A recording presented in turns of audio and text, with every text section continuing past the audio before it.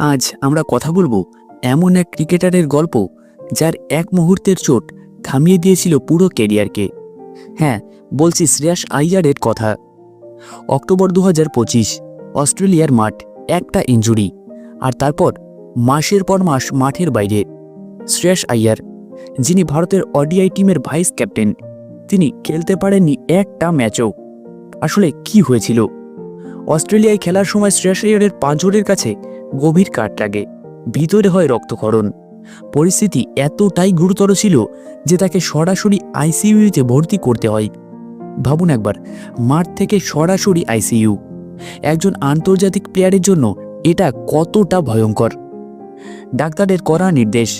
ভারতে ফিরে এসে ডাক্তাররা তাকে বলেই দিয়েছেন, দৌড়ানো বন্ধ, ভারী কাজ বন্ধ, পেটে চাপ পড়ে এমন কিছু একদম না, শুধু হালকা আইসোমেট্রিক এক্সারসাইজ আর পুরোপুরি বিশ্রাম।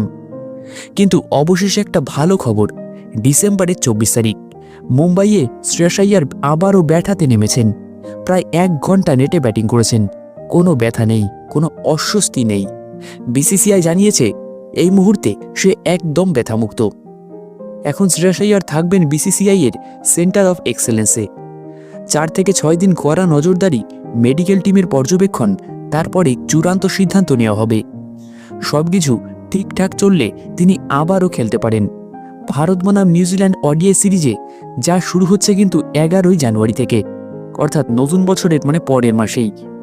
এখন পুরোপুরি বাতিল নয় বিজয় হাজারে ট্রফি, দেশের জার্সি হোক বা ঘরোয়া ক্রিকেট, ফিরে আসার দরজা কিন্তু খোলাই আছে তার সামনে।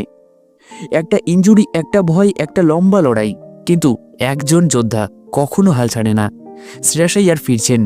এবার প্রশ্ন শুধু একটাই, যে কবে? আপনি কি মনে করেন, শ্রেয়াস আইয়ার কি নিউজিল্যান্ড সিরিজে ফিরবেন, নাকি আরও সময় লাগবে? কমেন্টে লিখুন। ভিডিওটা ভালো লাগলে লাইক করে দিন, আর এমন ক্রিকেট আপডেট পেতে চ্যানেলটিকে অবশ্যই সাবস্ক্রাইব করুন।